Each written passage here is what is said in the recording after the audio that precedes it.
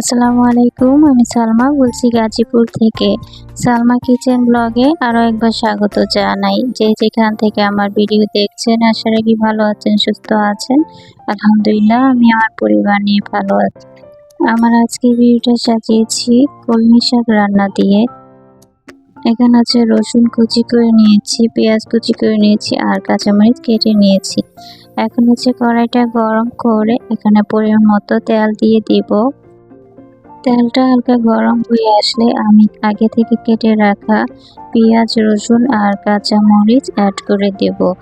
পেঁয়াজ, রসুন, কাঁচামরিচ যখন হালকা ভাজা ভাজা হবে, রসুন আর পেঁয়াজের একটা সুঘ্রাণ বের হবে, তখন শাকগুলো দিয়ে দেব। খুব বেশি কড়া করে ভাজবো না, এতে করে পেঁয়াজের আর রসুনের যে সুঘ্রাণটা সেটা কিন্তু হারিয়ে যায়। তো আমি হচ্ছে যে দিয়ে তারপর নেড়ে চেড়ে ভেজে নিচ্ছি।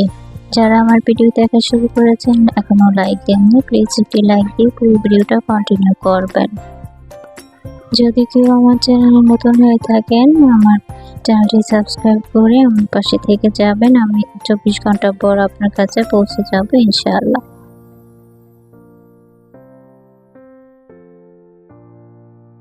আজকে আমি এই শাক রেসিপিটা শেয়ার করেছি, কারণ হচ্ছে আমি যেভাবে সহজে কলমি শাক রান্না করি সেটাই আর কি শেয়ার করলাম।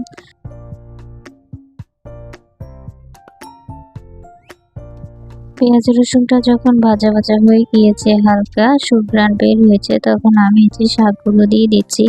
শাকগুলো দিয়ে নেড়ে চেড়ে পেঁয়াজ রসুন কাঁচামরিচের সাথে মিশিয়ে নিব। আমি কিন্তু লবণও অ্যাড করেছি, তো লবণটা আর কি স্কিপ হয়ে গিয়েছে, তো প্রথমে দিতে ভুলে গিয়েছিলাম। যাই হোক, এখন হচ্ছে শাকগুলো দেওয়ার পরে দুইটা খুন্তি নিয়ে আমি নাড়বো, একটা খুন্তি দিয়ে নাড়বো, একটা খুন্তি হচ্ছে পাশে ধরে রাখবো, যাতে করে সাইড থেকে শাকগুলো পড়ে না যায়। অনেক সময় শাক বেশি হলে দেখা যায় নাড়াচাড়া করতে গিয়ে শাকগুলো পড়ে যায়, এজন্য হচ্ছে পাশে খুন্তিটা দিয়ে ধরে আছি আর হচ্ছে শাকগুলো উল্টিয়ে দিচ্ছি। পেঁয়াজ রসুনের সাথে খুব ভালো করে মিশিয়ে দিচ্ছি। আর শাক কখনো আমি ঢেকে রান্না করি না, সবসময় ওপেন ভাবেই রান্না করি, কারণ হচ্ছে ঢেকে রান্না করলে পর্যাপ্ত পানি উঠে আর পানিটা শুকাতে অনেক বেশি সময় লাগে, এতে করে শাকের পুষ্টিগুণ অনেকটা নষ্ট হয়ে যায়।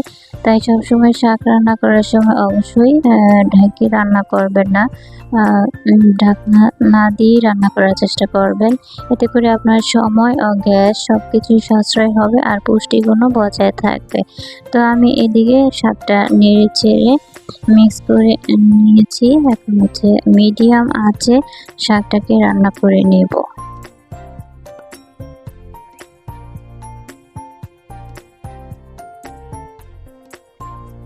আমার আজকের ভিডিওটা আপনাদের কাছে কেমন লেগেছে অবশ্যই জানাবেন।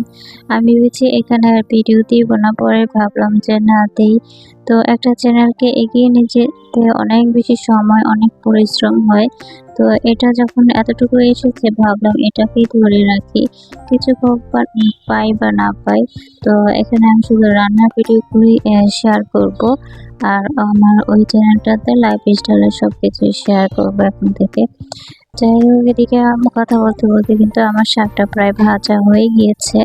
এরপর আমি আপনাদেরকে সার্ভ করে দেখাবো।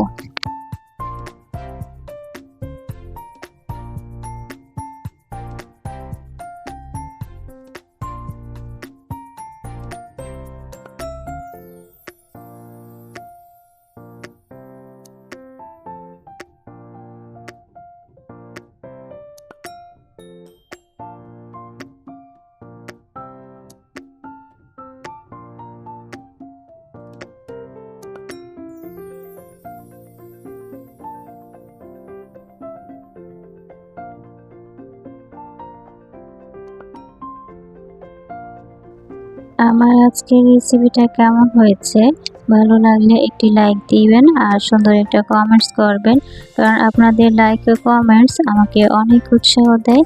ইনশাআল্লাহ দেখা হবে পরবর্তী ভিডিওতে। সে পর্যন্ত সবাইকে আল্লাহ ভালো রাখুক। আল্লাহ হাফেজ, আসসালামু আলাইকুম।